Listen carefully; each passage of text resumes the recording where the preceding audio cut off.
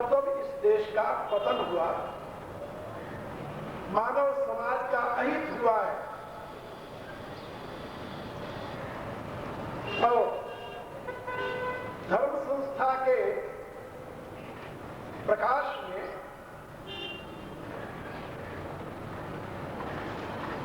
युगों तक राज्य संस्था ने मानव जाति के उत्थान में महत्वपूर्ण भूमिका निभाई और इस देश को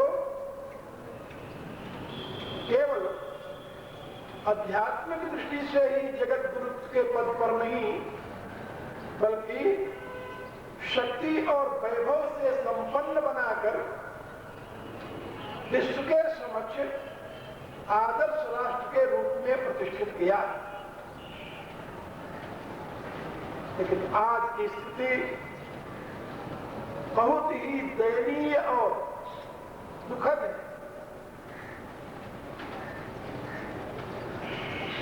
कुछ स्वार्थी लोग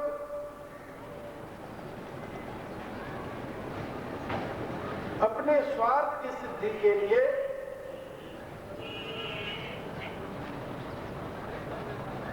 और अनियंत्रित जीवन जीते हुए मानव को मानवता से पतित बनाने के लिए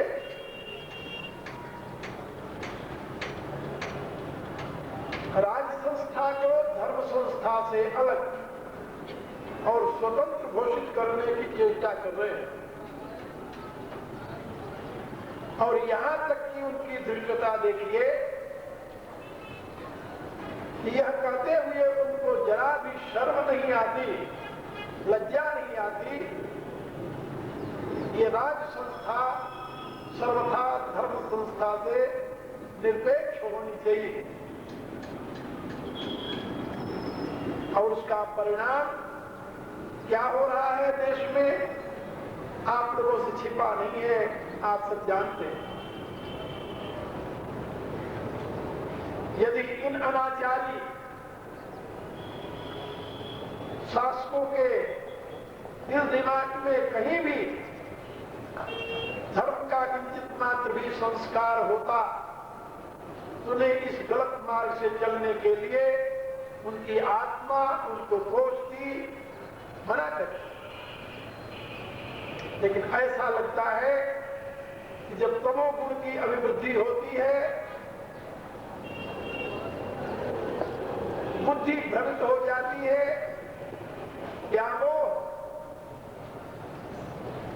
जीवन के समस्त सत्मार्गों को आवृत कर देता है, तो मनुष्य आसुरी भाव से युक्त हो सदैव पतन के रास्ते पर चल पड़ता है और उसी में वह अपना कल्याण समझता है।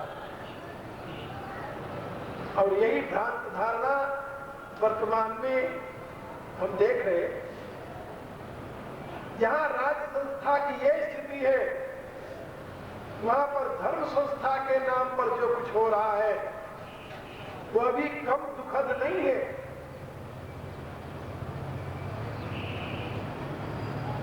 शास्त्र की मर्यादा, शास्त्र का संदेश, जिस शास्त्र के आधार पर भारतीय जनजीवन युगों युगों तक विश्व के समक्ष आदर्श प्रस्तुत करता आ रहा है, उस शास्त्र से अनभिज्ञ लोग जिनको शास्त्र का बोध नहीं है, ऐसे लोग आज धर्म के नाम पर भोली भाली जनता को, अनभिज्ञ जनता को धर्म से बिल्कुल जो असावधान वर्ग है उसको धर्म के नाम पर गलत रास्ते पर ले जा रहे हैं। बहुत ही दुखद स्थिति है। आज आपको ऐसे लोग भागवत, गीता, वेद, वेदांत आदि सदग्रंथों का नाम लेकर के, जिनको कि इन ग्रंथों का एक श्लोक भी शुद्ध बोलना नहीं आता, जिन्होंने कभी इन ग्रंथों को देखा तक नहीं, पढ़ना पढ़ाना अध्ययन करना उसका ज्ञान प्राप्त करना तो दूर रहा, ऐसे लोग आज धर्म के नाम पर जनता को गुमराह कर रहे हैं। और धर्म की इस स्थिति को देखते हुए, यही धर्म है ऐसा समझते हुए आज का सारा समाज दिनों दिन बिखरता जा रहा है। सही मार्ग क्या है मानव के लिए, इसका आज कोई भी गंभीरता से मनन करने के लिए, चिंतन करने के लिए तत्पर नहीं है। यहां पर मैं आप लोगों को 9 दिनों तक श्रीमद् नारायण के मुखारविंद से विनिश्रित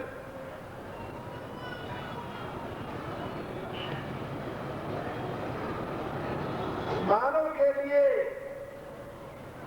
अनंत कल्याण में गुणगण का निधान, सद्गुणों की खान, और जिसमें किसी भी देश, जाति, वर्ग, लिंग, भाषा आदि का व्यवधान नहीं है, जो यथार्थ परमेश्वर की ही वाणी है, उस भगवत गीता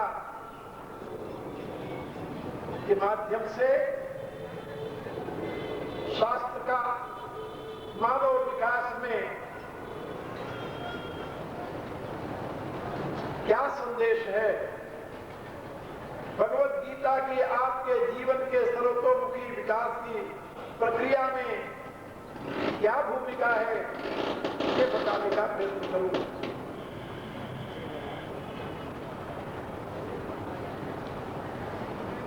भगवान कृष्ण ने अर्जुन को माध्यम बनाकर मानव मात्र के लिए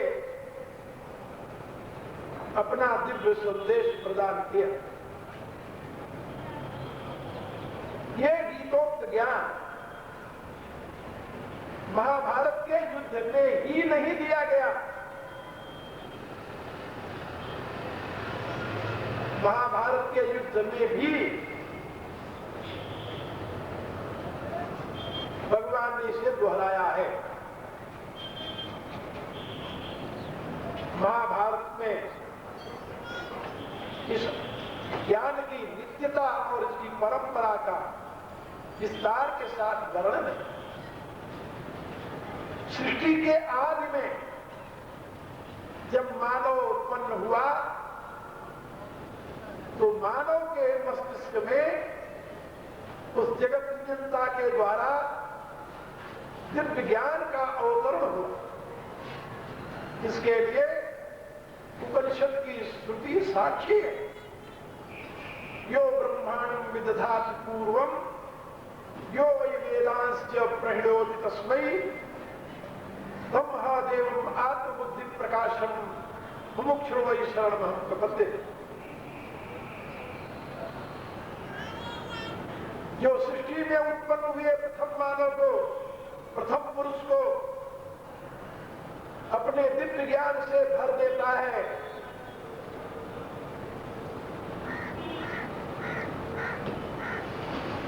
उस परमेश्वर की हम शरण में हैं। इन शब्दों में ऋषि प्रार्थना करते हैं। जो ज्ञान सृष्टि के आदि में प्रथम पुरुष को दिया गया, उसी ज्ञान को उसने आगे अपनी संतति को दिया, अपनी संतानों को दिया। परंपरा से वही ज्ञान पहले ब्रह्मा को, ब्रह्मा से उनके पुत्र उसके पश्चात उनके दौहित्र आदित्य को, आदित्य से फिर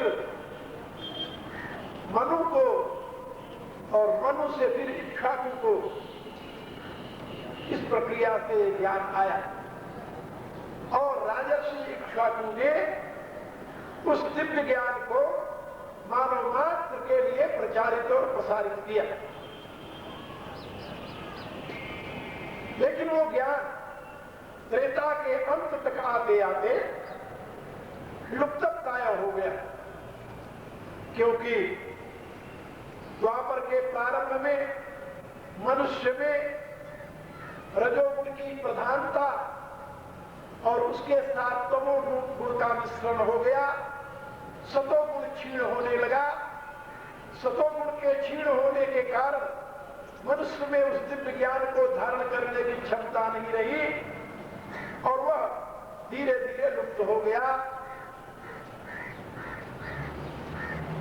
जब पावना अवतार भगवान कृष्ण ने पुनः कलयुग के प्रारंभ में ही महाभारत युद्ध के अवसर पर अपने ही अभिन्न स्वरूप नर को, अर्जुन को माध्यम बना करके आदि में अपने द्वारा ही दिए गए दिव्य ज्ञान को पुनः उपदेश किया। जिससे आप लोग समझ गए होंगे कि गीता का ज्ञान नया ज्ञान नहीं, सृष्टि के आदि में श्रीमन नारायण द्वारा दिया गया ज्ञान ही नारायणावतार भगवान कृष्ण के द्वारा पुनः अर्जुन को माध्यम बनाकर मानव समाज को दिया गया। और अपने उस दिव्य ज्ञान के उपदेश के अंत में 15वें अध्याय में भगवान ने कहा, इति गुह्यतम शास्त्रम मिदमुक्तम मया नघ एतत् बुद्ध्या बुद्धिमानस्या वित्कृष्ट भारत। हे अनग, ये गुह्यतम ज्ञान है जो मैंने तुम्हें दिया है। ज्ञान के 3 भेद हैं। गुह्य ज्ञान, गुह्यतर ज्ञान और गुह्यतम ज्ञान। ये गुह्य ज्ञान ही नहीं है। इति गुह्यतमम ज्ञानम, गीता का ज्ञान गुह्यतम ज्ञान है। इससे श्रेष्ठ और दुनिया में किसी ज्ञान की कल्पना नहीं की जा सकती। इसीलिए भगवान ने स्वयं कहा है, इदम ज्ञानम उपाश्रित्य ममता धर्ममागता सर्गे विनोपजायन्ते प्रलय नवथन्ति च। इस मेरे दिए हुए ज्ञान का आश्रय लेकर के मनुष्य मेरे भाव को प्राप्त कर लेता है। यानी जीवन का जो मुख्य प्रयोजन है, जीव का शिव स्वरूप को प्राप्त करना, नर का नारायण रूप में परिवर्तित हो जाना, इंसान का भगवान रूप धारण कर लेना, यह जो उसका मुख्य लक्ष्य है, इस लक्ष्य की पूर्ति में यह गुह्यतम ज्ञान ही एकमात्र सहायक है और कोई दूसरा उपाय नहीं। ये गीता का गुह्यतम ज्ञान भगवान ने अर्जुन को माध्यम बनाकर मानव मात्र के लिए प्रदान किया और बताया, इस ज्ञान से युक्त होकर के मनुष्य अपने जीवन के परम लक्ष्य को प्राप्त करने में समर्थ हो। फिर 16वें अध्याय में उन्होंने इस ज्ञान के अधिकारी के विषय में अपना अमृतमय संदेश प्रदान किया, क्योंकि इति गुह्यतमं ज्ञानम इदम उत्तम मया नघ। यहाँ एक शब्द कहा था भगवान ने अर्जुन के लिए, अनग। ये गुह्यतम ज्ञान मैंने तुम्हें प्रदान किया। क्यों किया है जानते हो? तुम अनग हो। इसका जीवन अभयुक्त है, पाप युक्त है, दूषित है, वह इस गुह्य ज्ञान का अधिकारी नहीं। जो अनग है, निष्पाप है, पवित्र है, शुद्ध है, वही इस ज्ञान का अधिकारी है। यहां पर भगवान के कहने का अभिप्राय है। और वही इस ज्ञान को श्रवण करके, ग्रहण करके कृतकृत्यता को प्राप्त कर सकेगा, प्रत्येक व्यक्ति नहीं। अब अनग कौन है और अभियुक्त कौन है, इसकी व्याख्या भगवान ने 16वें अध्याय में की। अनग का लक्षण बताया कि जो दैवी गुणों से युक्त है वह तो अनग है, और जो आसुरी गुणों से युक्त है वो पाप युक्त है। क्योंकि अघायुरिन्द्रियाणामो मोघम पार्थ सजीवति, भगवान ने पहले भी कहा कि जो इंद्रियारामी है वो अघायु जीवन जी रहे हैं। भुंजते चेतु अघम पापाये पचन्त्यात्मकानात्। जो स्वार्थी लोग हैं वो तो पापी हैं और पाप ही खाते हैं। यानी अनग और अग रहित का स्वरूप क्या होता है? किस मनुष्य को हम माने कि ये अनग है, किसको माने कि ये अभियुक्त है, पापी है, इसका क्या लक्षण है, इसकी व्याख्या भगवान ने 16वें अध्याय में की। और जो अनग है उसके लिए देव शब्द का प्रयोग किया, और जो पापी है उसके लिए असुर शब्द का प्रयोग किया, और बताया कि दैवी संपत्ति मोक्षाय निबद्धाय आसुरी मता। हे अर्जुन, ये दैवी संपत्ति जो है यह तो मोक्ष प्रदान करने वाली है, मनुष्य को कृतकृत्य बनाने वाली है, और जो आसुरी प्रवृत्ति है यह तो मनुष्य के लिए पतन में हेतु बनती है।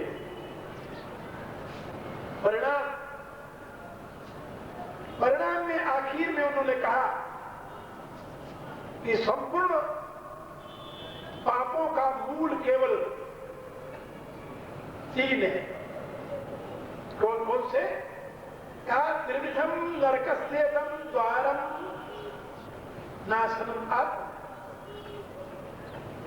3 ही नरक के मुख्य दरवाजे हैं, और यही आत्मा को पतन में गिराते, आत्मा का नाश करने वाले हैं। वे 3 कौन है? कहा काम, क्रोध तथा लोभ। तस्मात् एतम त्रयम त्यजेत्। काम, क्रोध और लोभ, इसमें मूल में क्या है? कहा काम। काम की पूर्ति हुई तो लोभ की उत्पत्ति हो गई, काम पूर्ण नहीं हुआ तो क्रोध की उत्पत्ति हो गई। आप लोग देखें, आप में क्रोध कब आता है? जब आपकी कामना की पूर्ति नहीं होती। जो आप चाहते हैं जब वह नहीं होता तो आपको क्रोध आ जाता है, और जब जो आप चाहते हैं वह होता रहे तो आपके लोभ की वृद्धि बढ़ती है। इसलिए काम ही इसके मूल में कारण। मनुष्य के जीवन को गर्भ में गिराने के लिए काम से बड़ा और कोई शत्रु नहीं है। इसलिए भगवान ने कहा जय शत्रु महाबाहो काम रूपम दुरास। कहा कि भाई मनुष्य का जीवन जीना है तो सर्वथा कामना से मुक्त हो करके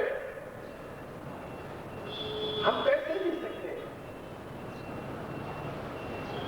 आखिर हम कुछ भी करना चाहेंगे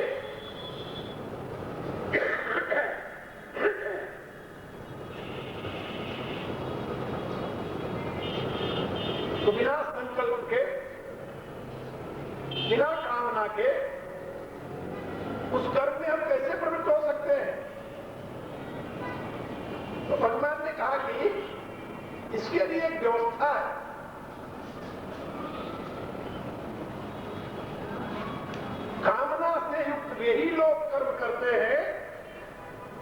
जो शास्त्र के नियमों को नहीं जानते, शास्त्र के नियमों का यदि बोध हो, शास्त्र के बताए हुए विधियों का यदि बोध हो, तो मनुष्य कामना से मुक्त होकर के कर्म में प्रवृत्त हो सकता है।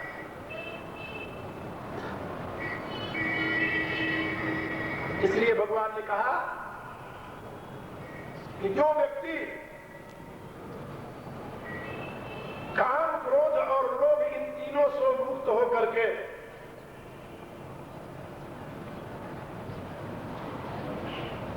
अपने जीवन पथ पर आगे बढ़ता है, वह कल्याण का भाजन बन जाता है। और इन तीनों से मुक्त होने की विधि तो शास्त्र बताता है, क्योंकि शास्त्र के प्रणेता जो तत्वदृष्टा महर्षि हुए हैं, वो भी इसी संसार में हुए हैं। उनके पास भी यही साधन थे जो आज आपके पास है। उनके पास भी यही शरीर, यही इंद्रियां, यही मन, यही बुद्धि, यही अहंकार, यही प्रकृति के 24 तत्व थे, जिनके प्रकाश में, जिनके प्रयोग से उन्होंने परम सिद्धि को प्राप्त किया। हम कठोपनिषद में पढ़ते हैं, यमराज कहते हैं नचिकेता से कि नचिकेता, मैंने सुना है कि इस जगत में अध्रुव जो है, असत्य जो है, उसे कोई ध्रुव को, सत्य को प्राप्त नहीं कर सकता। लेकिन ये बात सत्य नहीं है, क्योंकि मैंने अध्रुव के द्वारा ही ध्रुव को प्राप्त किया है, मैंने असत्य के द्वारा ही सत्य को प्राप्त किया है, और यही सत्य है। आप जरा समझिए, थोड़ी सी अपनी बुद्धि का प्रयोग करें तो आपको पता चलेगा कि जिन तत्वदृष्टाओं ने, मनुष्यों ने परमात्मा भाव को प्राप्त किया, उन्होंने किसके प्रयोग से प्राप्त किया? शरीर के, इंद्रियों के, मन के, बुद्धि के, यही तो उनके पास साधन थे। और इन्हीं के प्रयोग द्वारा वो परम तत्व के ज्ञाता बन गए, परम तत्व के अनुभवकर्ता बन गए, ब्राह्मी स्थिति को प्राप्त करने में सक्षम हो गए। और वो साधन आपके पास भी है। और आपसे यदि पूछा जाए कि ये जितने साधन हैं, ये सत्य हैं या असत्य हैं, तो क्या बताएंगे आप? ये सारे साधन असत्य, ये सब नाशवान है। आपका शरीर नाशवान है, इंद्रियां नाशवान है, मन और बुद्धि भी नाशवान है। इन नाशवान पदार्थों के माध्यम से ही अविनाशी ब्रह्म को जानने की व्यवस्था शास्त्र ने की है। क्योंकि साधन रूप में तो आपको अविनाशी तो कुछ नहीं मिलेगा। साधन रूप में तो आपके पास कोई भी ऐसा तत्व नहीं जिसको आप कहें कि ये सत्य है और इसी के प्रकाश में हम परम तत्व को प्राप्त करेंगे। आपकी आत्मा के सिवा और सत्य कुछ नहीं है, और वह आत्मा व्यामोहग्रस्त है। व्यामोहग्रस्त आत्मा के प्रकाश में के द्वारा आप भला कैसे अपने आप का उत्थान कर सकते हैं? और व्यामोह में हेतु जो है वो यही साधन है। इसलिए शास्त्रकारों ने ये बात बताई कि जब तक आप विशेष रूप से शास्त्र की विधि को नहीं समझेंगे, जब तक आपको यह ज्ञात नहीं होगा कि इन असत पदार्थों का कैसे प्रयोग किया जाए जिससे सबकी अनुभूति हो जाए, तब तक आप इस व्यामोह से मुक्त नहीं हो सकते। इसलिए भगवान ने 16वें अध्याय के अंत में एक बात कही, ये शास्त्र विधि मुत्सृज्य वर्तते काम कारक न ससिद्धिं वाप्नोति न सुखम न परांगतिम। जो शास्त्र की विधि का त्याग करके अपने शरीर, मन, बुद्धि आदि इंद्रियों का, साधनों का प्रयोग करते हैं, उनके जीवन में न तो सुख मिलता है न सिद्धि मिलती है, न परम गति की प्राप्ति होती है। यद्यपि ये साधन आपके लिए सुख के साधन हैं, सिद्धि के साधन हैं, परम पद को प्राप्त करने के साधन हैं, लेकिन शास्त्र की विधि का आपको बोध नहीं है और न होने के नाते ही आप इन साधनों का समुचित प्रयोग नहीं कर पा रहे हैं।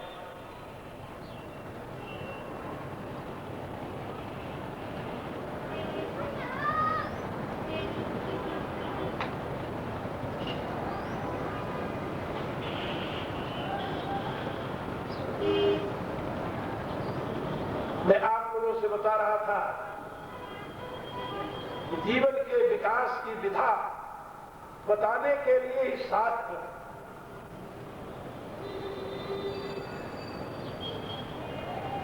की प्रतिष्ठा, और शास्त्र जो है वो उन सिद्ध पुरुषों की वाणी है, उन तत्वदृष्टाओं की अनुभूति और उनके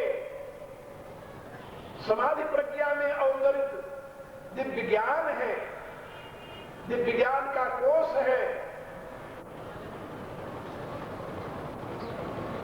जिसकी महिमा स्वयं भगवान गा रहे। और यहां पर यदि मैं भी कहूं कि भगवान ने जो 15 अध्याय तक अपना उपदेश दिया है, उसी को उन्होंने शास्त्र शब्द से संबोधित किया। इति गुह्यतमं शास्त्रम इदम उक्तम मया नघ, ये अनग मेरे द्वारा यह गुह्यतम शास्त्र कहा गया है। और जो गुह्यतम शास्त्र भगवान ने कहा है, उसी के संबंध में वो 16वें अध्याय में कह रहे हैं, ये शास्त्र विधि मुसृज्य वर्तते काम कर। जो शास्त्र की सीख मैंने दी है, जो उपदेश मैंने मानव के लिए प्रदान किया है, यदि उस विधि का त्याग करके कोई मनुष्य कर्म में प्रवृत्त होगा तो न सिद्धिम वाप्नोति न सुखम न परांगतिम, उसको जीवन में कभी सफलता नहीं मिलेगी, न उसे सुख मिलेगा, न परम गति मिलेगी। शास्त्र क्या है? कहा भगवान ने जो गीता के दूसरे अध्याय से लेकर के 15वें अध्याय तक उपदेश दिया है, ये शास्त्र है। और इसको शास्त्र की संज्ञा भगवान ने स्वयं दी है, इदम शास्त्रम इति गुह्यतमं शास्त्रम। और इसी संबंध में भगवान व्यासदेव ने भी कहा है, गीता शास्त्रमिदं पुण्यम यह पठेत प्रयतः भगवान विष्णु पद्मवाप्नोति भयशोकादिवर्जित। भगवान व्यासदेव कहते हैं ये गीता रूपी शास्त्र, ये पुण्य शास्त्र है, पवित्र शास्त्र है, ये भगवान का दिया हुआ शास्त्र है, भगवान की वाणी है। जो व्यक्ति इसे प्रयत्न पूर्वक मनन करेगा, चिंतन करेगा, अध्ययन करेगा, पठन करेगा, वह परमात्मा सर्वव्यापी विष्णु के धाम को प्राप्त कर लेगा। इसलिए आप यदि अन्य शास्त्रों की चिंता करते हैं तो आपको उतना लाभ नहीं होगा जितना कि भगवान के द्वारा प्रदत्त इस गुह्यतम शास्त्र का चिंतन करने से होगा। इसलिए शास्त्र के संबंध में अन्यत्र जाने की जरूरत नहीं या अन्य ग्रंथों के संग्रह की आवश्यकता नहीं। शास्त्र तो वही है जो भगवान ने उपदेश दिया है। जो शास्त्र शब्द का अर्थ होता है शासनात् शास्त्र,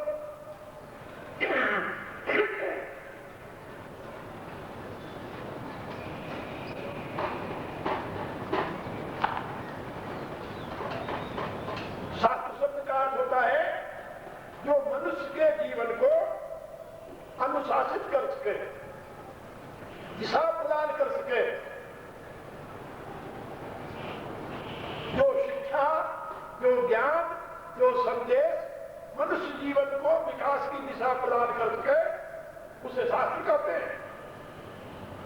इसीलिए हमारे यहाँ कपिल इन आदि महापुरुषों के